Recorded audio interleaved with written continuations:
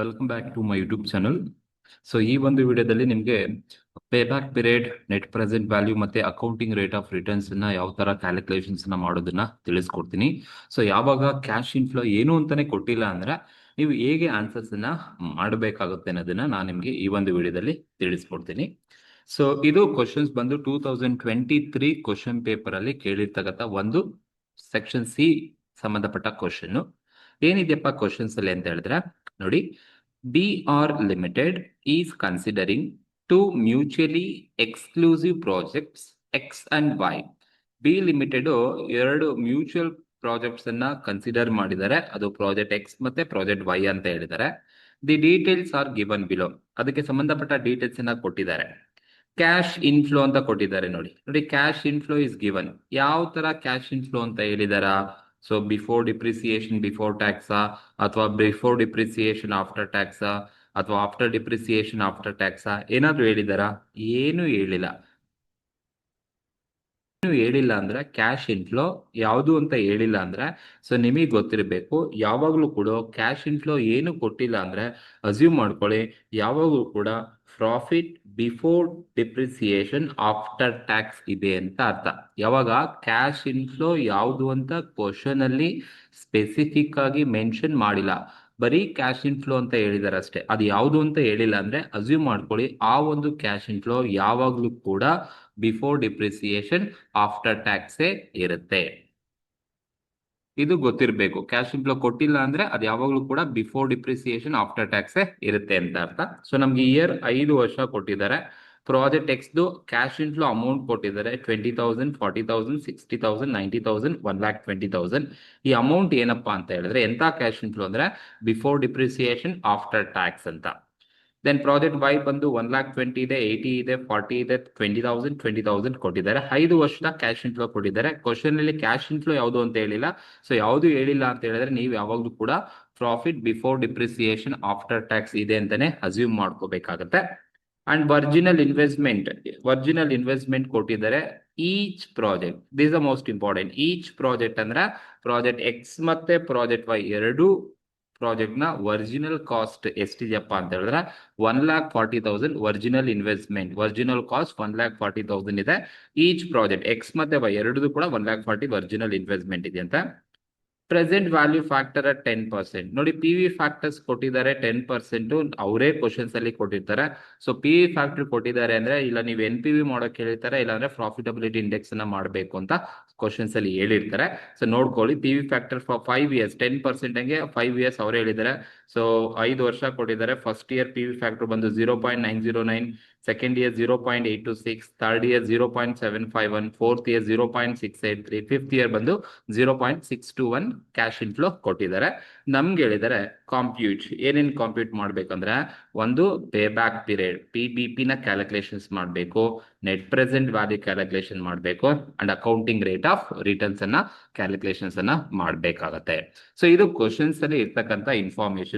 ಈ ಕ್ವಶನ್ಸ್ ಅಲ್ಲಿ ಏನ್ ಡಿಫ್ರೆನ್ಸ್ ಇದೆ, ಲಾಸ್ಟ್ ನಾನು ಅಪ್ಲೋಡ್ ಮಾಡಿರೋ ಕ್ವಶನ್ಸ್ ಗಳಲ್ಲೂ ಮತ್ತೆ ಈ ಕ್ವಶನ್ ಏನ್ ಡಿಫ್ರೆನ್ಸ್ ಇದೆ ಅಂದ್ರೆ, ಈ ಕ್ವಶನ್ಸ್ ಅಲ್ಲಿ ಕ್ಯಾಶ್ ಇನ್ಫ್ಲೋ ಯಾವುದು ಅಂತ ಕ್ವಶನ್ ಅಲ್ಲಿ ಕೊಟ್ಟಿಲ್ಲ.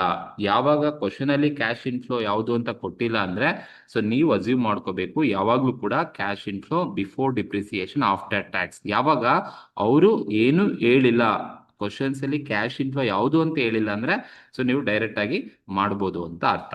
ಸೊ ಇದು ಇರ್ತಕ್ಕಂಥದ್ದು. ಇದಕ್ಕೆ ಏನು ಆನ್ಸರ್ಸ್ ಅನ್ನ ಮಾಡ್ಬೇಕಪ್ಪ ಅಂತ ಹೇಳಿದ್ರೆ, ಫಸ್ಟ್ ಪೇ ಬ್ಯಾಕ್ ಪೀರಿಯಡ್ ಮಾಡೋಣ. So project X, project Y pay back, NPV ಯಾರು ಮೂರು ಕೂಡ ಮಾಡ್ತಾ ಹೋಗೋಣ.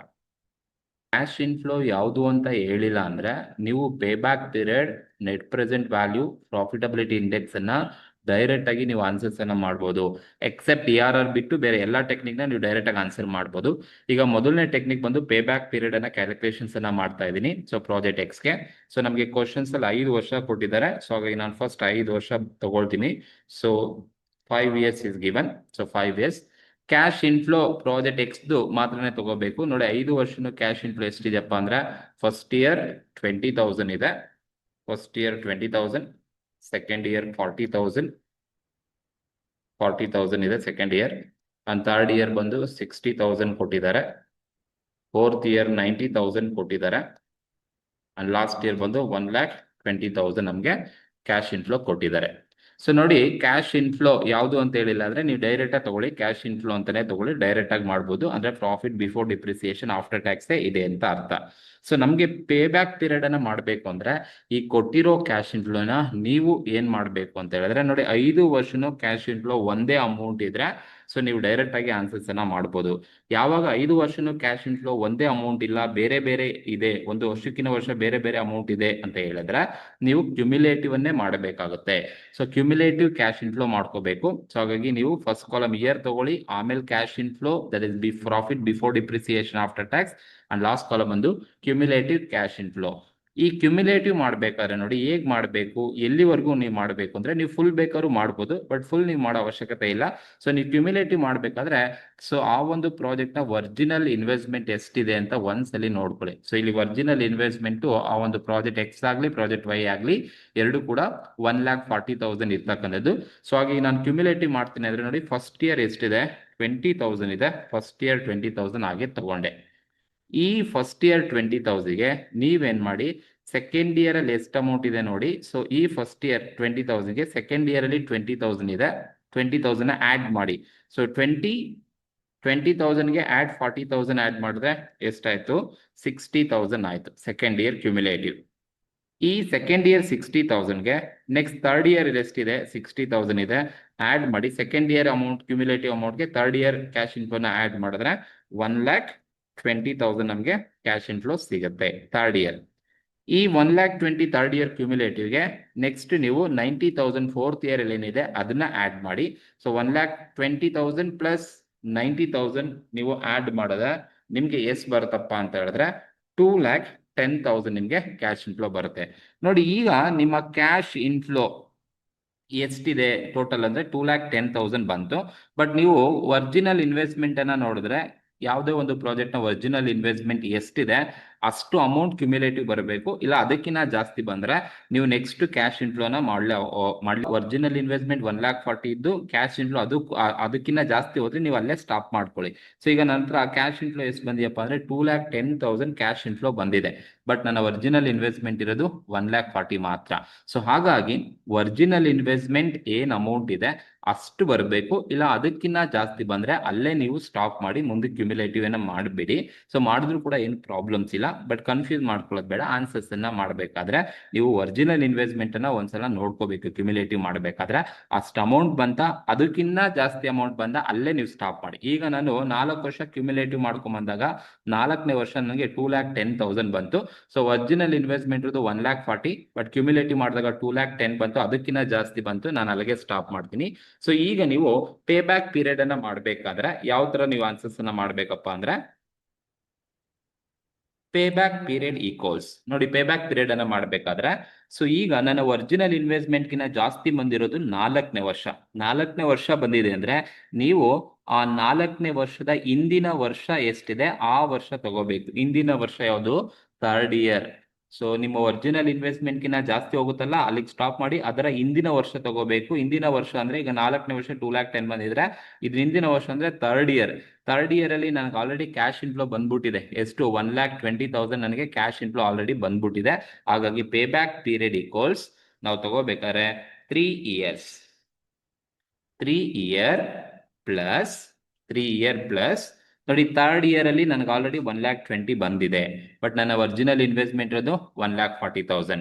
ಸೊ ಹಾಗಾಗಿ ನನಗಿನ್ನ ಎಷ್ಟು ಬರಬೇಕಾಗಿತ್ತಪ್ಪ ಅಂತ ಹೇಳಿದ್ರೆ 20,000 ಅಮೌಂಟ್ ಬರಬೇಕಿತ್ತು. 20,000 ಬರಬೇಕಿತ್ತು. ಹೇಗೆ ಅಂತ ಹೇಳಿದ್ರೆ ಇಲ್ಲಿ ತೋರಿಸಿದ್ದೀನಿ.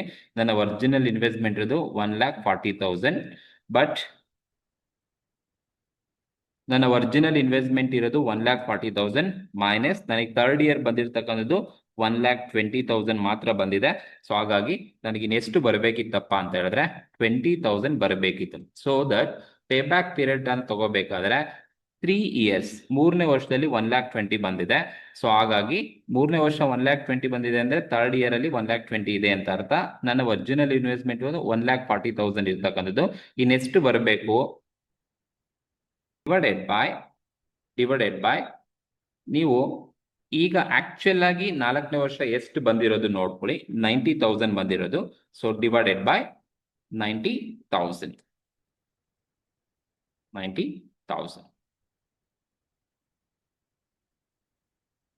ಈಗ ನೀವು ಸಿಂಪ್ಲಿಫೈ ಮಾಡಿ ಪೇ ಬ್ಯಾಕ್ ಪೀರಿಯಡ್ ಈಕ್ವಲ್ಸ್, ಅರ್ಥ ಆಯ್ತಲ್ಲ ಹೇಗೆ ಒರಿಜಿನಲ್ ಇನ್ವೆಸ್ಟ್ಮೆಂಟ್ಗಿಂತ ಜಾಸ್ತಿ ಹೋಗಿರೋದು 4ನೇ ವರ್ಷ 2,10,000 ಬಂದಿದೆ. ಹಾಗಾಗಿ ಇಂದಿನ ವರ್ಷ ಅಂದ್ರೆ ಥರ್ಡ್ ಇಯರ್ ಎಷ್ಟು ನಾನು ತಗೋಬೇಕು, ಥರ್ಡ್ ಇಯರ್ ಇಲ್ಲಿ 1,20,000 ಬಂದಿದೆ. ಹಾಗಾಗಿ ಪೇ ಬ್ಯಾಕ್ ಪೀರಿಯಡ್ ಮಾಡ್ಬೇಕಾದ್ರೆ ಥರ್ಡ್ ಇಯರ್ ಅಂತಾನೆ ತಗೋಬೇಕು. ಥರ್ಡ್ ಇಯರ್ 1,20,000 ಬಂದಿದೆ, ಹಾಗಾಗಿ ನಾವು ಇಯರ್ ಅನ್ನ ತಗೋಬೇಕು.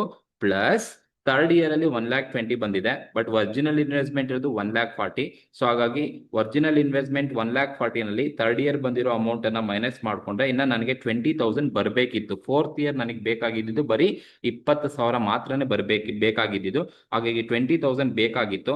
ಬಟ್ ಆಕ್ಚುಯಲ್ ಆಗಿ ಇಲ್ಲಿ ಫೋರ್ತ್ ಇಯರ್ ಬಂದಿರೋದು ಎಷ್ಟು, 90,000 ಬಂದಿದೆ. ಸೊ ನನಗೆ ಅಮೌಂಟ್ ರಿಕ್ವೈರ್ಡ್ ಇದೆ ಇನ್ನು 20,000. ಈಗ ಥರ್ಡ್ ಇಯರ್ 1,20,000 ಬಂದಿದೆ ಅಂದ್ರೆ ನನ್ನ ಒರಿಜಿನಲ್ ಇನ್ವೆಸ್ಟ್ಮೆಂಟ್ 1,40,000 ಆಗಬೇಕು ಅಂದ್ರೆ ನೆಕ್ಸ್ಟ್ ಅಮೌಂಟ್ ಬೇಕಿತ್ತು ನನಗೆ. ಬರೀ 20,000 ಅಮೌಂಟ್ ಬಂದಿದ್ರೆ ಸಾಕಾಗ್ತಿತ್ತು. ಬಟ್ ಇದು ಬರ್ಬೇಕಿದ್ದು ನನಗೆ 20,000 ಮಾತ್ರ ಸಾಕು. ಬಟ್ ಆಕ್ಚುಯಲ್ ಆಗಿ ಬಂದಿರೋದು 90,000. ಹಾಗಾಗಿ 20,000 ಡಿವೈಡೆಡ್ ಬೈ 90,000 ಮಾಡ್ಕೋಬೇಕು. ಸೊ ಆಗ ನೀವು ಮಾಡಿದಾಗ ನಿಮ್ಗೆ ಏನ್ ಬರುತ್ತೆ, so third year plus 20,000, third year plus 20,000 divided by 90,000 ಮಾಡಿದ್ರೆ ನಮಗೆ 0.22 ಬರುತ್ತೆ. ಸೊ 0.22 ಸಿಗತ್ತೆ. 0.22 ಸಿಂಪ್ಲಿಫೈ ಮಾಡಿದ್ರೆ pay back period equals 3.22 years. This is payback period for project X. ಇದು ಪ್ರಾಜೆಕ್ಟ್ ಎಕ್ಸ್ಗೆ ಇರ್ತಕ್ಕಂಥ ಪೇ ಬ್ಯಾಕ್ ಪೀರಿಯಡ್. ಸೊ ಇದೇ ತರನೇ ಮಾಡಬೇಕು ನೀವು ಕ್ಯಾಶ್ ಇನ್ಫ್ಲೋ ಮಾಡಬೇಕಾದ್ರೆ. ಸೊ ಏನು ಕೊಟ್ಟಿಲ್ಲ ಅಂದ್ರೆ ಕ್ಯುಮ್ಯುಲೇಟಿವ್ ಮಾಡಬೇಕು. ಕ್ಯುಮ್ಯುಲೇಟಿವ್ ಎಲ್ಲಿವರೆಗೂ ಮಾಡಬೇಕು ಅಂದ್ರೆ ನಿಮ್ಮ ಒರಿಜಿನಲ್ ಇನ್ವೆಸ್ಟ್ಮೆಂಟ್ ಬರಬೇಕು, ಇಲ್ಲ ಅದಕ್ಕಿಂತ ಜಾಸ್ತಿ ಹೋದ್ರೆ ಅಲ್ಲೇ ಸ್ಟಾಪ್ ಮಾಡಿ. ಸೊ ಅವಾಗ ನೀವು ಅದರ ಹಿಂದಿನ ವರ್ಷ ತಗೋಬೇಕು. ಥರ್ಡ್ ಇಯರ್ ಹಿಂದಿನ ವರ್ಷ. ಥರ್ಡ್ ಇಯರ್ ಎಷ್ಟು ಬಂದಿದೆ ಒಂದ್ಸಲಿ ನೋಡ್ಕೊಳ್ಳಿ, 1,20,000 ಬಂದಿದೆ. ಒರಿಜಿನಲ್ ಇನ್ವೆಸ್ಟ್ಮೆಂಟ್ ಎಷ್ಟಿದೆ ನೋಡ್ಕೊಳ್ಳಿ, 1,40,000 ಇದೆ. ಇನ್ನು ಡಿಫ್ರೆನ್ಸ್ ಇನ್ ಎಷ್ಟು ಅಮೌಂಟ್ ಬರಬೇಕಿತ್ತು, ಸೊ 20,000 ಬರಬೇಕಿತ್ತು.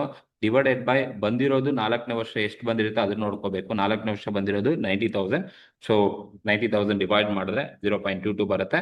So 3.22 years is pay back period for project ಎಕ್ಸ್ಗೆ ಇರ್ತಕ್ಕಂಥ ಪೇ ಬ್ಯಾಕ್ ಪೀರಿಯಡ್. ಇದು ಮೊದಲನೇದು calculation of pay back period ಅಂತ ಕರಿತೀವಿ. ಸೆಕೆಂಡ್ ಒನ್ ಬಂದು ನೋಡಿ, ನಾವು ಸೆಕೆಂಡ್ ಒನ್ ಅನ್ನ ಕ್ಯಾಲ್ಕುಲೇಷನ್ಸ್ ಅನ್ನ ಮಾಡ್ಲಿಕ್ಕೆ ಹೇಳಿದ್ರೆ ನಮಗೆ NPV ನ ಕ್ಯಾಲ್ಕುಲೇಷನ್ಸ್ ಅನ್ನ ಮಾಡ್ಲಿಕ್ಕೆ ಹೇಳಿದ್ದಾರೆ. ಸೊ ನೀವು NPV ನ ಕ್ಯಾಲ್ಕುಲೇಷನ್ಸ್ ಮಾಡೋಕೆ ಹೇಳಿದ್ದಾರೆ ಅಂದ್ರೆ ಈ ತರ ಕಾಲಮ್ ಹಾಕೊಳ್ಳಿ. ಫಸ್ಟ್ ಕಾಲಮ್ ಇಯರ್, ನನಗೆ ಕ್ವಶನ್ಸ್ ಅಲ್ಲಿ ಆಲ್ರೆಡಿ ಗೊತ್ತು 5 ವರ್ಷ ಇದೆ, 5 ವರ್ಷ ತಗೊಂಡಿದ್ದೀನಿ. ಸೆಕೆಂಡ್ ಕಾಲಮ್ ಕ್ಯಾಶ್ ಇನ್ಫ್ಲೋ ಯಾವುದು ಅಂತ ಹೇಳಿಲ್ಲ, ಹಾಗಾಗಿ ಡೈರೆಕ್ಟ್ ಆಗಿ ತಗೊಳ್ಳಿ. ಬಿಫೋರ್ ಡಿಪ್ರಿಸಿಯೇಷನ್ ಆಫ್ಟರ್ ಟ್ಯಾಕ್ಸ್ ಇರುತ್ತೆ ಅಂತ ಅರ್ಥ. ಕ್ಯಾಶ್ ಇನ್ಫ್ಲೋ 5 ವರ್ಷನೂ ಕೊಟ್ಟಿದ್ದಾರೆ, 5 ವರ್ಷ ತಗೊಂಡಿದ್ದೇನೆ. ನೆಕ್ಸ್ಟ್ PV ಫ್ಯಾಕ್ಟರ್ ಅನ್ನ ತಗೋಬೇಕು. ಕ್ವಶನ್ ಅಲ್ಲಿ ಎಷ್ಟು ಪರ್ಸೆಂಟ್ PV ಫ್ಯಾಕ್ಟರ್ ಕೊಟ್ಟಿರ್ತಾರೋ ಅಷ್ಟು ಪರ್ಸೆಂಟ್ PV ಫ್ಯಾಕ್ಟರ್ ನ ತಗೋಬೇಕು. So cash inflow into PV factor ಮಾಡಿದ್ರೆ ನಿಮಗೆ present value of cash inflow ಸಿಗುತ್ತೆ.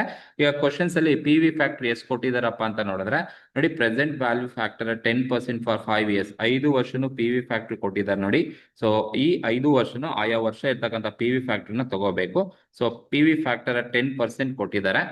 ಸೊ ಹಾಗಾಗಿ ನಾನು PV ಫ್ಯಾಕ್ಟರ್ 10%. ಕ್ವಶನ್ಸ್ ಅಲ್ಲಿ ಕೊಟ್ಟಿರ್ತಾರೆ, ಕರೆಕ್ಟ್ ಆಗಿ ನೋಡ್ಕೊಳ್ಳಿ. ಫಸ್ಟ್ ಇಯರ್ 0.909 ಇದೆ, ಸೆಕೆಂಡ್ ಇಯರ್ 0.826 ಇದೆ, ಥರ್ಡ್ ಇಯರ್ 0.751, ಫೋರ್ತ್ ಇಯರ್ ಬಂದು 0.683 ಅಂಡ್ ಲಾಸ್ಟ್ ಇಯರ್ ಬಂದು 0.621 ಕೊಟ್ಟಿದ್ದಾರೆ.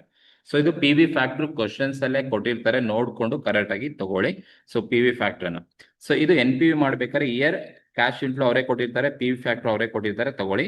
ಈಗ ನಿಮಗೆ present value of cash inflow ಬೇಕು. ಹೇಗೆ ನೀವು present value of cash inflow ಮಾಡ್ತೀರಾ ಅಂದ್ರೆ ನೋಡಿ, cash inflow 20,000 into 0.909. Cash inflow 20,000 into 0.909 ಮಾಡಿದ್ರೆ ನಿಮ್ಗೆ 20,000 ಇಂಟು 0.909 ಮಾಡಿದ್ರೆ ನಮ್ಗೆ 18,180 ನಮ್ಗೆ ಆನ್ಸರ್ ಸಿಗುತ್ತೆ. So this is present value of cash inflow 18,180 first year. Then second year ಬೇಕಾ, ಸೇಮ್ 40,000 ಕ್ಯಾಶ್ ಇನ್ಫ್ಲೋ ಇಂಟು 0.826 ಮಾಡಿದ್ರೆ ನಮಗೆ 33,040 rupees ಸಿಗುತ್ತೆ. That is second year present value of cash inflow. 33,040 rupees is present value of cash inflow. And third year cash inflow 60,000 ಇದೆ into 0.751 present value factor ಇದೆ. Multiply ಮಾಡಿದ್ರೆ ನನಗೆ 45,060 ಸಿಗುತ್ತೆ. So 45,060 is third year. And fourth year 90,000 cash inflow ಇದೆ into 0.683 is given. So multiply ಮಾಡಿದ್ರೆ ನನಗೆ 61,470 fourth year ಸಿಗುತ್ತೆ. 61,470 470 is present value of cash inflow. This is fourth year ಇರ್ತಕ್ಕಂಥದ್ದು. And last year 1,20,000 present value cash inflow ಇದೆ. 1,20,000 into 0.621 ಮಾಡಿದ್ರೆ ನಮಗೆ 74,520 ಸಿಗುತ್ತೆ. 74,520 ನಮಗೆ present value of cash inflow ಸಿಗುತ್ತೆ. ಇಷ್ಟನ್ನ ನೀವು ಮಾಡ್ಕೋಬೇಕು. ಸೊ ಇಯರ್ 5 ವರ್ಷ ಕೊಟ್ಟಿದ್ದಾರೆ, ಕ್ಯಾಶ್ ಇನ್ಫ್ಲೋ ಕೊಟ್ಟಿರ್ತಾರೆ, ಕರೆಕ್ಟ್ ಆಗಿ ನೋಡ್ಕೊಳ್ಳಿ. ಕ್ಯಾಶ್ ಇನ್ಫ್ಲೋ ಅಷ್ಟು ಆಯಾ ವರ್ಷ ಕರೆಕ್ಟ್ ತಗೊಳ್ಳಿ. ಪಿ ವಿ ಫ್ಯಾಕ್ಟರ್ ಕ್ವಶನ್ಸ್ ಅಲ್ಲೇ ಕೊಟ್ಟಿರ್ತಾರೆ, ಆಯಾ ವರ್ಷದ ಪಿ ವಿ ಫ್ಯಾಕ್ಟರ್ನ ಕರೆಕ್ಟ್ ಆಗಿ ನೀವು ತಗೋಬೇಕಾಗತ್ತೆ. ಅವಾಗ ನೀವು cash inflow into P V factor, ಆಯಾ ವರ್ಷದ ಕ್ಯಾಶ್ ಇನ್ಫ್ಲೋ ಇಂಟು ಆಯಾ ವರ್ಷದ ಕ್ಯಾಶ್ ಇನ್ಫ್ಲೋ ಮತ್ತೆ ಆಯಾ ವರ್ಷ ಇರ್ತಕ್ಕಂಥ ಪಿ ವಿ ಫ್ಯಾಕ್ಟರ್ನ ಮಲ್ಟಿಪ್ಲೈ ಮಾಡಿದ್ರೆ ನಿಮಗೆ present value of cash inflow ಬರುತ್ತೆ. ಸೊ ಒನ್ಸ್ ನಿಮಗೆ ಎಲ್ಲ ವರ್ಷದ present value of cash inflow ಬಂದಾದ್ಮೇಲೆ ಸೊ ಇಷ್ಟು ಲಾಸ್ಟ್ ಕಾಲಮ್ ಏನಿದೆ ಪ್ರೆಸೆಂಟ್ ವ್ಯಾಲ್ಯೂ ಆಫ್ ಕ್ಯಾಶ್ ಇನ್ಫ್ಲೋನ ಟೋಟಲ್ ಮಾಡಿ. ಸೊ ನಮಗೆ ಬರ್ತಕ್ಕಂಥದ್ದು total present value of cash inflow, total present value of cash inflow ಅಂತ ಕರಿತೀವಿ. ಸೊ ಟೋಟಲ್ ಮಾಡಿದ್ರೆ ನನಗೆ ಬರ್ತಕ್ಕಂಥದ್ದು 2,32,270 present value of cash inflow ಬರುತ್ತೆ. This is total present value of cash inflow. ಈ total present value of cash ಇನ್ಫ್ಲೋನಲ್ಲಿ ನೀವು ಏನನ್ನ ಲೆಸ್ ಮಾಡಬೇಕು ಅಂದ್ರೆ less original investment. Original investment ಅನ್ನ ನೀವು ಲೆಸ್ ಮಾಡಬೇಕು. ಒರಿಜಿನಲ್ ಇನ್ವೆಸ್ಟ್ಮೆಂಟ್ ಎಲ್ಲಿ ಕೊಟ್ಟಿರ್ತಾರೆ ಅಂದ್ರೆ ಕ್ವಶನ್ಸ್ ಅಲ್ಲಿ ಇರುತ್ತೆ. ಒರಿಜಿನಲ್ ಇನ್ವೆಸ್ಟ್ಮೆಂಟ್ ಅಥವಾ ಒರಿಜಿನಲ್ ಕಾಸ್ಟ್ ಅಂತ ಹೇಳಿರ್ತಾರೆ. ಎಷ್ಟಿದ್ಯಪ್ಪ ಅಂದ್ರೆ 1,40,000 ಒರಿಜಿನಲ್ ಇನ್ವೆಸ್ಟ್ಮೆಂಟ್ ಇರ್ತಕ್ಕಂಥದ್ದು, ಅಥವಾ ಇನಿಷಿಯಲ್ ಇನ್ವೆಸ್ಟ್ಮೆಂಟ್ ಅಂತ ಬೇಕಾದ್ರೂ ಹೇಳ್ಬೋದು. ಸೊ ಇಲ್ಲಿ 1,40,000 ಒರಿಜಿನಲ್ ಇನ್ವೆಸ್ಟ್ಮೆಂಟ್ ಕೊಟ್ಟಿದ್ದಾರೆ. So total present value of cash inflow ಬಂದು 2,32,270 ಇದೆ. ಲೆಸ್ ಒರಿಜಿನಲ್ ಇನ್ವೆಸ್ಟ್ಮೆಂಟ್ ಬಂದು 1,40,000 ಇದೆ. ಸೊ ಲೆಸ್ ಮಾಡಿದಾಗ ನಿಮ್ಗೆ ಏನ್ ಬೇಕಾದ್ರೂ ಬರ್ಬೋದು, ಪ್ಲಸ್ ಆರ್ ಮೈನಸ್ ಏನೇ ಬಂದ್ರು ಕೂಡ ಅದನ್ನ ನಾವು ನೆಟ್ ಪ್ರೆಸೆಂಟ್ ವ್ಯಾಲ್ಯೂ ಅಂತ ಕರಿತೀವಿ. ಎಷ್ಟಪ್ಪ ಅಂತ ಹೇಳಿದ್ರೆ 92,270 ನನಗೆ ನೆಟ್ ಪ್ರೆಸೆಂಟ್ ವ್ಯಾಲ್ಯೂ ಸಿಗುತ್ತೆ. ಸೊ ಇದು NPV ನ ಕ್ಯಾಲ್ಕುಲೇಷನ್ಸ್ ಅನ್ನ ಮಾಡಿರ್ತಕ್ಕಂಥದ್ದು. ಸೊ ಇದು net present value for project X ಗೆ ನಾನು ಮಾಡಿರ್ತಕ್ಕಂಥದ್ದು. ಸೇಮ್ ಇದೇ ತರ ನೀವು ಪ್ರಾಜೆಕ್ಟ್ ವೈ ಗೆ ನೀವು ಮಾಡ್ಕೋಬೇಕಾಗುತ್ತೆ. ಸೊ ಕ್ಯಾಶ್ ಇನ್ಫ್ಲೋ ಅವರೇ ಕೊಟ್ಟಿದ್ದಾರೆ, ಪ್ರೆಸೆಂಟ್ ವ್ಯಾಲ್ಯೂ ಫ್ಯಾಕ್ಟರ್ ಕೊಟ್ಟಿದ್ದಾರೆ. So cash inflow into P V factor ಮಾಡಿದ್ರೆ ನಿಮಗೆ present value of cash inflow ಬರುತ್ತೆ. So last column present value of cash ಇನ್ಫ್ಲೋನ ಟೋಟಲ್ ಮಾಡ್ಕೊಳ್ಳಿ. ಅವಾಗ ಬರೋದೇ total present value of cash inflow. ಆ total P V of cash inflow ನಲ್ಲಿ minus initial investment ಅಥವಾ ಒರಿಜಿನಲ್ ಇನ್ವೆಸ್ಟ್ಮೆಂಟ್ ನ ಲೆಸ್ ಮಾಡಿ. ಸೊ ಪ್ಲಸ್ ಆರ್ ಮೈನಸ್ ಏನ್ ಬಂದ್ರು ಅದು NPV. ಇಲ್ಲಿ ಪಾಸಿಟಿವ್ ಬಂದ್ರೆ ಅಕ್ಸೆಪ್ಟ್ ಮಾಡ್ತಾರೆ ಅಂತ ಅರ್ಥ, ನೆಗೆಟಿವ್ ಬಂದ್ರೆ ರಿಜೆಕ್ಟ್ ಮಾಡ್ತಾರೆ ಅಂತ ಅರ್ಥ. ಸೊ ಇದು present value of cash inflow ಇರ್ತಕ್ಕಂಥದ್ದು. ಇದು ಎರಡನೇ ಟೆಕ್ನಿಕ್ ಫಾರ್ ಪ್ರಾಜೆಕ್ಟ್ ಎಕ್ಸ್ ಗೆ ಕ್ಯಾಲ್ಕುಲೇಷನ್ಸ್ ಅನ್ನ ಮಾಡಿರ್ತಕ್ಕಂಥದ್ದು. ಅಂಡ್ ಥರ್ಡ್ ಒನ್ ಬಂದು ಕ್ಯಾಲ್ಕುಲೇಷನ್ ಮಾಡ್ಬೇಕಪ್ಪ ಅಂದ್ರೆ ಕ್ವಶನ್ಸ್ ಅಲ್ಲಿ ಹೇಳಿದರೆ ARR, average rate of return ಅಥವಾ ಅಕೌಂಟಿಂಗ್ ರೇಟ್ ಆಫ್ ರಿಟರ್ನ್ ಅನ್ನ ಕ್ಯಾಲ್ಕುಲೇಷನ್ಸ್ ಅನ್ನ ಮಾಡಬೇಕು. ಸೊ ನಿಮ್ಗೆ ಗೊತ್ತಿರಬೇಕು ಅಕೌಂಟಿಂಗ್ ರೇಟ್ ಆಫ್ ರಿಟರ್ನ್ ಹೇಗೆ ಕ್ಯಾಲ್ಕುಲೇಷನ್ಸ್ ಅನ್ನ ಮಾಡ್ತೀವಿ ಅಂದ್ರೆ, so ARR equals average annual income divided by average investment into 100 ಮಾಡಿದ್ರೆ ನಮಗೆ ಅಕೌಂಟಿಂಗ್ ರೇಟ್ ಆಫ್ ರಿಟರ್ನ್ ಸಿಗುತ್ತೆ. ಸೊ ಅಂಡ್ ಇನ್ನೊಂದು ನಿಮಗೆ ಗೊತ್ತಿರಬೇಕು, ARR ಅನ್ನ ಕ್ಯಾಲ್ಕುಲೇಷನ್ಸ್ ಅನ್ನ ಮಾಡಬೇಕು ಅಂದ್ರೆ ನಮ್ಗೆ cash inflow, profit after depreciation, before depreciation, after tax cash inflow ಯಾವಾಗ್ಲೂ ಕೂಡ ARR ಗೆ ಇರಬೇಕಾಗಿರೋ cash inflow after depreciation, after tax.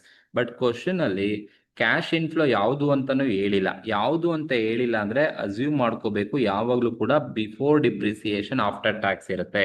So before depreciation after tax ಇದ್ದಾಗ ನೀವು ಪೇ ಬ್ಯಾಕ್ ಅನ್ನ ಡೈರೆಕ್ಟ್ ಆಗಿ ಮಾಡಬಹುದು, NPV ನೂ ಕೂಡ ಡೈರೆಕ್ಟ್ ಆಗಿ ಮಾಡಬಹುದು. ಬಟ್ ARR ನ ಕ್ಯಾಲ್ಕುಲೇಷನ್ಸ್ ಅನ್ನ ಮಾಡಬೇಕು ಅಂದ್ರೆ ನೀವು ಡಿಪ್ರಿಸಿಯೇಷನ್ಸ್ ಅನ್ನ ಲೆಸ್ ಮಾಡ್ಕೊಂಡೇ ಮಾಡ್ಬೇಕಾಗತ್ತೆ. ಯಾಕೆಂದ್ರೆ ಏನು ಕೊಟ್ಟಿಲ್ಲ ಅಂದ್ರೆ ಬಿಫೋರ್ ಡಿಪ್ರಿಸಿಯೇಷನ್ ಆಫ್ಟರ್ ಟ್ಯಾಕ್ಸ್ ಇರುತ್ತೆ ಅಂತ ಅರ್ಥ.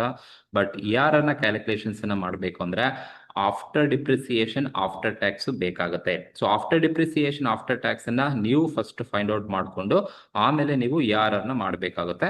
ಸೊ ಅದು ಏನಕ್ಕೆ ಬೇಕು ಅಂದ್ರೆ ARR ನ ಫಾರ್ಮುಲಾ ಏನ್ ಹೇಳ್ತಪ್ಪ ಅಂದ್ರೆ average annual income divided by average investment into 100 ಮಾಡಿದ್ರೆ ARR ಬರುತ್ತೆ. For the purpose of ARR ನಮಗೆ PADAT ಕ್ಯಾಶ್ ಇನ್ಫ್ಲೋ ಬೇಕು. So cash inflow profit before cash inflow so ನೋಡಿ ARR ಫಾರ್ಮುಲಾ ಇರ್ತಕ್ಕಂಥದ್ದು average annual income divided by average investment into 100 ಮಾಡಿದ್ರೆ ARR ಬರುತ್ತೆ. So ಹಾಗಾಗಿ first ನಾನು ಅವರೇಜ್ ಆನ್ಯುವಲ್ ಇನ್ಕಮ್ ಅನ್ನ calculations ಅನ್ನ ಮಾಡಬೇಕು. So that average annual income ಅನ್ನ ಫಸ್ಟ್ ಕ್ಯಾಲ್ಕುಲೇಷನ್ಸ್ ಅನ್ನ ಮಾಡೋಣ. ಅವರೇಜ್ ಆನ್ಯುವಲ್ ಇನ್ಕಮ್ ಫಾರ್ಮುಲಾ ಏನಪ್ಪಾ ಅಂತ ಹೇಳಿದ್ರೆ, so total profit after depreciation after tax ಅಥವಾ profit after tax divided by number of years ಮಾಡಿದ್ರೆ ಬರುತ್ತೆ. ಸೊ ಟೋಟಲ್ ಬೇಕು, PADAT ಟೋಟಲ್ ನನಗೆ ಬೇಕು. ಬಟ್ ಕ್ವಶನ್ಸ್ ಅಲ್ಲಿ PADAT ಕೊಟ್ಟಿದಾರ ಅಂತ ಹೇಳಿದ್ರೆ ಇಲ್ಲ. ಕ್ವಶನ್ಸ್ ಅಲ್ಲಿ ಕೊಟ್ಟಿರೋದು ನೋಡಿ ಬಿಫೋರ್ ಡಿಪ್ರಿಸಿಯೇಷನ್ ಆಫ್ಟರ್ ಟ್ಯಾಕ್ಸ್ ಕೊಟ್ಟಿದ್ದಾರೆ. ಏನು ಕೊಟ್ಟಿಲ್ಲ ಅಂದ್ರೆ ಬಿಫೋರ್ ಡಿಪ್ರಿಸಿಯೇಷನ್ ಆಫ್ಟರ್ ಟ್ಯಾಕ್ಸ್ ಇದೆ ಅಂತ ಅರ್ಥ. ಸೊ ನೋಡಿ ಏನು ಕೊಟ್ಟಿಲ್ಲ ಅಂದ್ರೆ ನೀವು ಡೈರೆಕ್ಟ್ ಆಗಿ ARR ನ ಹೇಗೆ ಡೈರೆಕ್ಟ್ ಆಗಿ ನೀವು ಕ್ಯಾಲ್ಕುಲೇಷನ್ಸ್ ಅನ್ನ ಮಾಡಿ ಅಂತ ಹೇಳೋದಾದ್ರೆ, ARR ನ ಕ್ಯಾಶ್ ಇನ್ಫ್ಲೋ ಯಾವುದು ಅಂತ ಕೊಟ್ಟಿಲ್ಲ ಅಂತ ಹೇಳಿದ್ರೆ ಅದು ಬಿಫೋರ್ ಡಿಪ್ರಿಸಿಯೇಷನ್ ಆಫ್ಟರ್ ಟ್ಯಾಕ್ಸ್ ಇರುತ್ತೆ. ಆಗ ನೀವು ARR ನ ಮಾಡ್ಬೇಕು ಅಂದ್ರೆ ಈ ಮೆಥಡ್ ಅನ್ನ ಯೂಸ್ ಮಾಡ್ಕೊಳ್ಳಿ. ಸಿಂಪಲ್ ಆಗಿ ತಿಳಿಸ್ಕೊಡ್ತೀನಿ. ಸೊ ನೀವು ಎರಡು ಪ್ರಾಜೆಕ್ಟ್ ಇಲ್ಲಿ ಹೇಳ್ಕೊಟ್ಬಿಡ್ತೀನಿ ಯಾವ ತರ ಆನ್ಸರ್ ಮಾಡಬೇಕು ಅಂತ. ಸೊ ಇದು ಗೊತ್ತಿರಬೇಕು first formula. Average annual income divided by average investment into 100 is ARR formula. So average annual income ಅಂದ್ರೆ ಸೊ ನಾವು ಕ್ಯಾಲ್ಕುಲೇಟ್ ಮಾಡಬೇಕು total PADAT divided by number of years ಮಾಡಿದ್ರೆ ಬರುತ್ತೆ.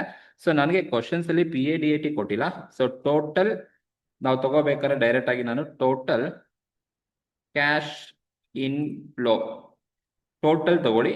ಅಲ್ಲಿ ಕೊಟ್ಟಿರೋ cash inflow profit before depreciation after tax total ಬೇಕು ನನಗೆ, ಸರಿನಾ? So total cash inflow before depreciation after tax question ಅಲ್ಲಿ ಎಷ್ಟು ಟೋಟಲ್ ಕೊಟ್ಟಿದ್ದಾನೆ ನೋಡ್ಕೊಳ್ಳಿ. ಸೊ ಇಲ್ಲಿ ಕ್ವಶನ್ ಅಲ್ಲಿ ಟೋಟಲ್ ಎಷ್ಟಿದ್ಯಪ್ಪ ಅಂತ ಹೇಳಿದ್ರೆ ಡೈರೆಕ್ಟ್ ಇಷ್ಟು ಅಮೌಂಟ್ ಅನ್ನ ಟೋಟಲ್ ಮಾಡ್ಕೊಳ್ಳಿ. ಕೊಟ್ಟಿರೋ ಕ್ಯಾಶ್ ಇನ್ಫ್ಲೋ ಏನಿದೆ, ಸೊ 20 ಪ್ರಾಜೆಕ್ಟ್ ಎಕ್ಸ್ ನೋಡಿ 20,000, 40,000, 60,000, 90,000, 1,20,000. ನೀವು ಟೋಟಲ್ ಅಮೌಂಟ್ ಮಾಡಿದಾಗ ಪ್ರಾಜೆಕ್ಟ್ ಎಕ್ಸ್ ಬಂದು 3,30,000 ಬರುತ್ತೆ. ಇಷ್ಟು ನೀವು ಟೋಟಲ್ ಮಾಡಿದ್ರೆ so before depreciation after tax total ಬಂದು ಎಷ್ಟಿದ್ಯಪ್ಪ ಅಂತ ಹೇಳಿದ್ರೆ 3,30,000 ಪ್ರಾಜೆಕ್ಟ್ ಎಕ್ಸ್ ಟೋಟಲ್ ಇದೆ. ಟೋಟಲ್ ತಗೋಬೇಕು. Total cash inflow before depreciation after tax total cash inflow project X 3,30,000 ಇದೆ. ಅದೇ ತರ ಪ್ರಾಜೆಕ್ಟ್ ವೈದು ಟೋಟಲ್ ಮಾಡ್ಕೊಳ್ಳಿ. ಸೊ 1,20,000, 80,000, 40,000, 20,000, 20,000 ಟೋಟಲ್ ಮಾಡಿದ್ರೆ 2,80,000 ಬರುತ್ತೆ. Total cash inflow before depreciation after tax ಬಂದು ಪ್ರಾಜೆಕ್ಟ್ ವೈ ಬಂದು 2,80,000 ಸಿಗುತ್ತೆ. ಇದು total cash inflow before depreciation after tax. ನನಗೆ ಬೇಕಾಗಿರೋದು ಟೋಟಲ್ PADAT ಬೇಕು. ಟೋಟಲ್ PADAT ಬೇಕು ಅಂದ್ರೆ ಬಿಫೋರ್ ಡಿಪ್ರಿಸಿಯೇಷನ್ ಆಫ್ಟರ್ ಟ್ಯಾಕ್ಸ್ ಅಲ್ಲಿ ನೀವೇನ್ ಮಾಡಿ ಅಂದ್ರೆ ಏನ್ ಲೆಸ್ ಮಾಡ್ಬೇಕಪ್ಪ ಅಂದ್ರೆ ಡಿಪ್ರಿಸಿಯೇಷನ್ಸ್ ಅನ್ನ ಲೆಸ್ ಮಾಡ್ಬೇಕು.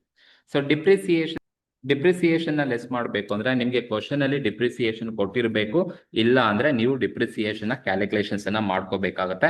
ನೋಡಿ ಕ್ವಶನ್ಸ್ ಅಲ್ಲಿ ಎಲ್ಲೂ ಕೂಡ ಡಿಪ್ರಿಸಿಯೇಷನ್ ಬಗ್ಗೆ ಏನು ಇನ್ಫಾರ್ಮೇಶನ್ ಕೊಟ್ಟಿಲ್ಲ. ಬಟ್ ಕ್ವಶನ್ ಅಲ್ಲಿ ಡಿಪ್ರಿಸಿಯೇಷನ್ ಬಗ್ಗೆ ಏನು ಕೊಟ್ಟಿಲ್ಲ ಅಂದ್ರೆ ನಿಮಗೆ ಗೊತ್ತಿರಬೇಕು ಸ್ಟ್ರೈಟ್ ಲೈನ್ ಮೆಥಡ್ ಅಲ್ಲಿ ಡಿಪ್ರಿಸಿಯೇಷನ್ ಕ್ಯಾಲ್ಕುಲೇಷನ್ಸ್ ಅನ್ನ ಮಾಡ್ಕೋಬೇಕಾಗತ್ತೆ.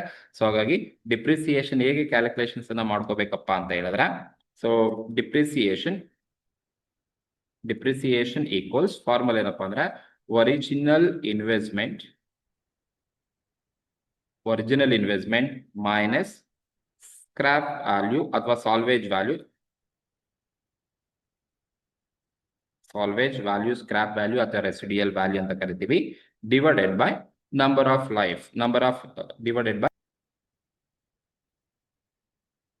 Of years.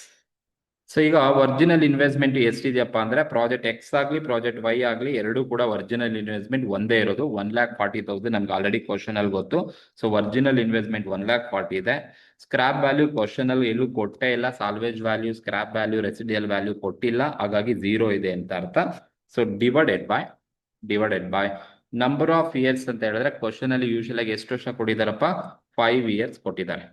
ಸೊ 5 ಇಯರ್ಸ್ ಕೊಟ್ಟಿದ್ದಾರೆ. ಸೊ ಈಗ ನೀವು 1,40,000 ಡಿವೈಡೆಡ್ ಬೈ 5 ಇಯರ್ಸ್ ಮಾಡಿದ್ರೆ, ಸೊ 1,40,000 ಡಿವೈಡೆಡ್ ಬೈ 5 ಇಯರ್ಸ್ ಮಾಡಿದ್ರೆ ನನಗೆ 28,000 ಸಿಗುತ್ತೆ. ದಿಸ್ ಇಸ್ ಡಿಪ್ರಿಸಿಯೇಷನ್ 28,000 ಸಿಗುತ್ತೆ. That is equals 28,000. ಇದು ಒಂದು ವರ್ಷಕ್ಕೆ ಪರ್ ಇಯರ್. ಒಂದು ವರ್ಷಕ್ಕೆ 28,000 ಬೇಕು ಅಂದ್ರೆ ನನಗೆ ಒಂದು ವರ್ಷಕ್ಕೆ ಸಿಕ್ಕಿದ್ರೆ ನೋಡಿ ಸ್ಟ್ರೈಟ್ ಲೈನ್ ಮೆಥಡ್ ಅಲ್ಲಿ ಈ ತರ ನೀವು ಮಾಡ್ತೀರಾ ಅಂತ ಹೇಳಿದ್ರೆ 5 ವರ್ಷನೂ ಕೂಡ 28,000 ಇರುತ್ತೆ. ಹಾಗಾಗಿ ನಾನು ಟೋಟಲ್ ಡಿಪ್ರಿಸಿಯೇಷನ್ ಬೇಕು. ಸೊ ಟೋಟಲ್ ಡಿಪ್ರಿಸಿಯೇಷನ್ ನೀವು ಲೆಸ್ ಮಾಡಬೇಕು. ಸೊ ಟೋಟಲ್ ಡಿಪ್ರಿಸಿಯೇಷನ್ ಅಂದ್ರೆ 5 ವರ್ಷದ ಡಿಪ್ರಿಸಿಯೇಷನ್ ಲೆಸ್ ಮಾಡಬೇಕು ಅಂದ್ರೆ ಸೊ ನೀವು 1 ವರ್ಷಕ್ಕೆ 28,000 ಆದ್ರೆ ಇಂಟು ಎಷ್ಟು ವರ್ಷ ಕ್ವಶನ್ ಅಲ್ಲಿ ಕೊಟ್ಟಿದ್ದಾರೆ 5 ಇಯರ್ಸ್ ಕೊಟ್ಟಿದ್ದಾರೆ, ಅದನ್ನ ಮಲ್ಟಿಪ್ಲೈ ಮಾಡ್ಕೊಳ್ಳಿ. ಸೊ 28,000 ಇಂಟು 5 ಇಯರ್ಸ್ ಮಾಡಿದ್ರೆ ನಿಮಗೆ 1,40,000 ಡಿಪ್ರಿಸಿಯೇಷನ್ ಬರುತ್ತೆ.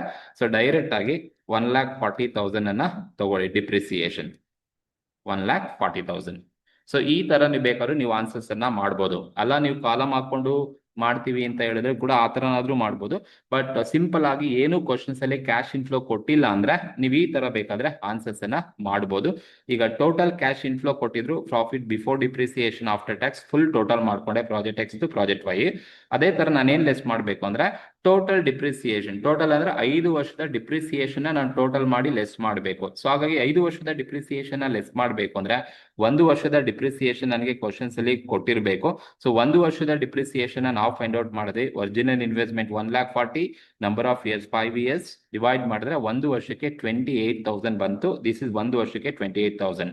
SLM ಮೆಥಡ್ ಅನ್ನ ನಾವು ಫಾಲೋ ಮಾಡಬೇಕಾಗಿರೋದು. ಹಾಗಾಗಿ 1 ವರ್ಷಕ್ಕೆ 28 ಆದ್ರೆ 5 ವರ್ಷನೂ ಕೂಡ 28,000 ಇರುತ್ತೆ.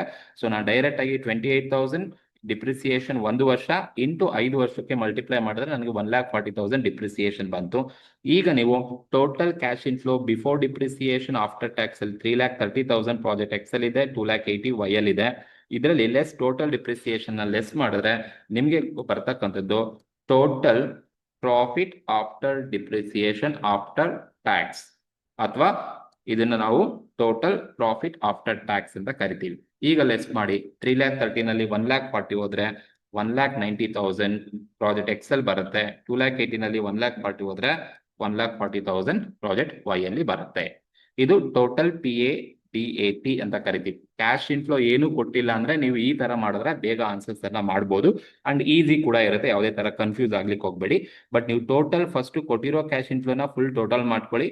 ಸೊ ಎಷ್ಟು ಪ್ರಾಜೆಕ್ಟ್ ಕೊಟ್ಟಿದ್ರೆ ಅಷ್ಟು ಟೋಟಲ್ ಮಾಡ್ಕೊಂಡು ಬರ್ಕೊಳ್ಳಿ. ಅದರಲ್ಲಿ ಲೆಸ್ ಟೋಟಲ್ ಡಿಪ್ರಿಸಿಯೇಷನ್ ಲೆಸ್ ಮಾಡಬೇಕು. ಟೋಟಲ್ ಡಿಪ್ರಿಸಿಯೇಷನ್ ಲೆಸ್ ಮಾಡಬೇಕು ಅಂದ್ರೆ ಫಸ್ಟ್ ನೀವು ಡಿಪ್ರಿಸಿಯೇಷನ್ ಫೈಂಡ್ ಔಟ್ ಮಾಡ್ಕೊಳ್ಳಿ. Original investment minus scrap value divided by number of years ಮಾಡಿ ನಿಮಗೆ ಡಿಪ್ರಿಸಿಯೇಷನ್ ಬರುತ್ತೆ. ಅಲ್ಲಿ ಬರೋದು 1 ವರ್ಷ. So multiply with number of years given in the question ಅಲ್ಲಿ ಎಷ್ಟು ವರ್ಷ ಕೊಟ್ಟಿದ್ದಾರೆ ಅಷ್ಟು ವರ್ಷ ಮಲ್ಟಿಪ್ಲೈ ಮಾಡ್ಕೊಳ್ಳಿ, ನಿಮಗೆ ಡಿಪ್ರಿಸಿಯೇಷನ್ ಟೋಟಲ್ ಸಿಕ್ಬಿಡುತ್ತೆ. ಸೊ ಆಗ ನೀವು total cash inflow before depreciation after tax ಅಲ್ಲಿ ಟೋಟಲ್ ಡಿಪ್ರಿಸಿಯೇಷನ್ ಲೆಸ್ ಮಾಡಿದ್ರೆ ಟೋಟಲ್ PADAT ಬರುತ್ತೆ. ಸೊ ಈಗ ನೀವು ಅವರೇಜ್ ಆನ್ಯುವಲ್ ಇನ್ಕಮ್ ನ ಕ್ಯಾಲ್ಕುಲೇಷನ್ಸ್ ಅನ್ನ ಮಾಡಬಹುದು.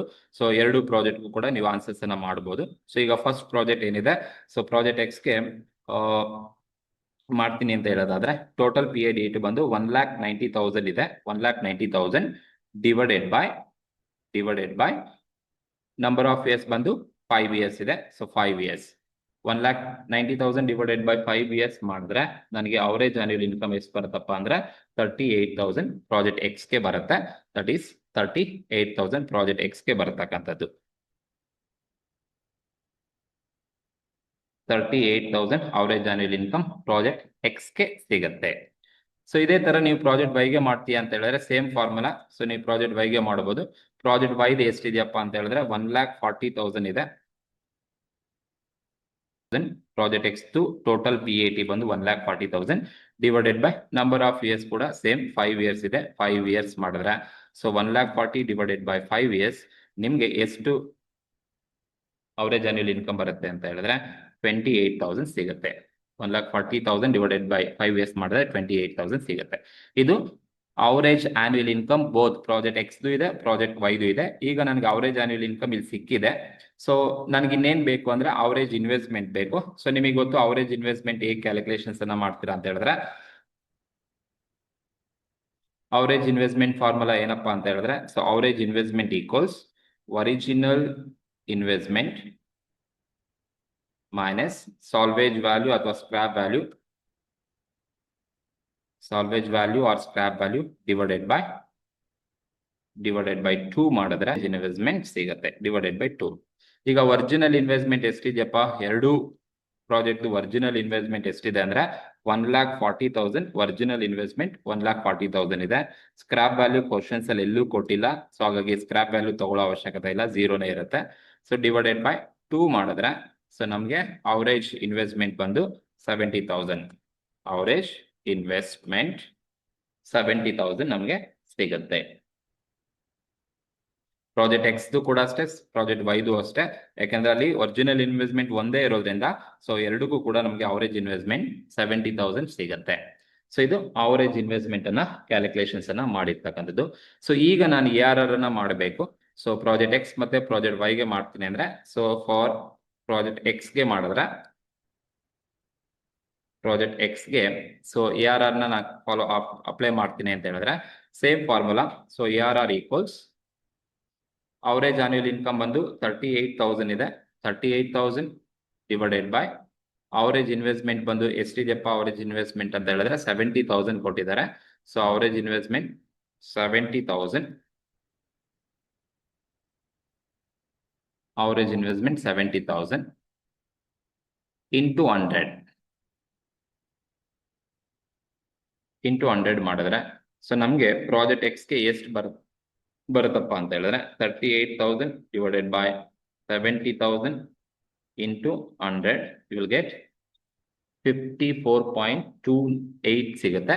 54.29% ನಮಗೆ ಸೊ ಪ್ರಾಜೆಕ್ಟ್ ಎಕ್ಸ್ಗೆ ARR ಇರ್ತಕ್ಕಂಥದ್ದು. So average annual income 38,000 divided by 70 into 100 54.29% ಇದೆ. ಸೇಮ್ ಅದನ್ನೇ ನಾವು ಪ್ರಾಜೆಕ್ಟ್ ವೈಗೆ ಅಪ್ಲೈ ಮಾಡಿದ್ರೆ, ಫಾರ್ ಪ್ರಾಜೆಕ್ಟ್ ವೈಗೆ ಅಪ್ಲೈ ಮಾಡಿದ್ರೆ ಸೊ ಅವರೇಜ್ ಆನ್ಯುವಲ್ ಇನ್ಕಮ್ ಎಷ್ಟಿದೆಯಪ್ಪ ಅಂತ ಹೇಳಿದ್ರೆ 28,000 ಅವರೇಜ್ ಆನ್ಯುವಲ್ ಇನ್ಕಮ್ ಇದೆ, ಡಿವೈಡೆಡ್ ಬೈ ಅವರೇಜ್ ಇನ್ವೆಸ್ಟ್ಮೆಂಟ್ 70,000 ಇದೆ. ಸೊ ಅವರೇಜ್ ಬೈ 70,000 ಇಂಟು 100 ಮಾಡಿದ್ರೆ ನಮಗೆ ಎಷ್ಟು ಬರುತ್ತಪ್ಪ ಅಂತ ಹೇಳಿದ್ರೆ 40% ಸಿಗುತ್ತೆ. ಸೊ ಇದು ARR ನ ಕ್ಯಾಲ್ಕುಲೇಷನ್ಸ್ ಅನ್ನ ಮಾಡಿರ್ತಕ್ಕಂಥದ್ದು, ಬೋತ್ ಫಾರ್ ಪ್ರಾಜೆಕ್ಟ್ ಎಕ್ಸ್ ಆಗಿರ್ಬೋದು, ಪ್ರಾಜೆಕ್ಟ್ ವೈ ಆಗಿರ್ಬೋದು. ಸಿಂಪಲ್ ಆಗಿ ಮಾಡಿ, ಕ್ಯಾಶ್ ಇನ್ಫ್ಲೋ ಏನು ಅಂತ ಕೊಟ್ಟಿಲ್ಲ ಅಂದ್ರೆ ನೀವು ಈ ತರ ಮಾಡಿದ್ರೆ ARR ಅನ್ನ ತುಂಬಾ ಈಸಿಯಾಗಿ ಸಿಕ್ಬಿಡುತ್ತೆ. ಕೊಟ್ಟಿರೋ ಕ್ವಶನ್ ಅಲ್ಲಿ ಕೊಟ್ಟಿರೋ ಕ್ಯಾಶ್ ಇನ್ಫ್ಲೋನ ಟೋಟಲ್ ಮಾಡ್ಕೊಳ್ಳಿ ಅಂಡ್ ಡಿಪ್ರಿಸಿಯೇಷನ್ ಫೈಂಡ್ ಔಟ್ ಮಾಡಿ. 1 ಇಯರ್ಗೆ ಫೈಂಡ್ ಔಟ್ ಮಾಡಿದ್ರೆ ನೀವು multiply with number of years given in the question multiply ಮಾಡ್ಕೊಳ್ಳಿ, ಟೋಟಲ್ ಸಿಗುತ್ತೆ. ಡೈರೆಕ್ಟ್ ಅಲ್ಲಿ ಲೆಸ್ ಮಾಡಿ ನಿಮಗೆ ಟೋಟಲ್ PAT ಅಥವಾ PADAT ಸಿಗುತ್ತೆ. ಸೊ ಇದು ಈ ತರ ಮಾಡಬೇಕಾಗುತ್ತೆ. ಇದು ಅವರೇಜ್ ಆನ್ಯುವಲ್ ಇನ್ಕಮ್ ನ ಫೈಂಡ್ ಔಟ್ ಮಾಡಿದಾದ್ಮೇಲೆ ಸೊ ಅವರೇಜ್ ಇನ್ವೆಸ್ಟ್ಮೆಂಟ್ ನಿಮಗೆ ಗೊತ್ತಾಗ್ಬಿಡುತ್ತೆ. ಕ್ವಶನ್ಸ್ ಅಲ್ಲಿ ಒಂದೇ ಇನ್ವೆಸ್ಟ್ಮೆಂಟ್ ಕೊಟ್ಟಿದ್ದಾರೆ ಪ್ರಾಜೆಕ್ಟ್ ಎಕ್ಸ್ ಮತ್ತೆ ಪ್ರಾಜೆಕ್ಟ್ ವೈಗೆ ಅಂತ ಹೇಳಿದ್ರೆ so original investment minus scrap value divided by 2 ಮಾಡಿದ್ರೆ ನಿಮಗೆ ಅವರೇಜ್ ಇನ್ವೆಸ್ಟ್ಮೆಂಟ್ ಸಿಗುತ್ತೆ. And apply for the formula ARR ಸಿಗುತ್ತೆ. ಸೊ ಇದು NPV ಪೇಬ್ಯಾಕ್ ARR ಇರ್ತಕ್ಕಂಥದ್ದು. ನೀವು NPV ಮತ್ತೆ ಪೇಬ್ಯಾಕ್ ಪೀರಿಯಡ್ ನೀವು ಕ್ಯಾಲ್ಕುಲೇಷನ್ಸ್ ಅನ್ನ ಮಾಡಿ ಸೊ ಆನ್ಸರ್ಸ್ ಅನ್ನ ನೋಡಿ. ಇದರಲ್ಲಿ ಏನಾದ್ರು ಡೌಟ್ಸ್ ಇದ್ರೆ ನನಗೆ ಕಮೆಂಟ್ ಮಾಡಿ. Okay, thank you.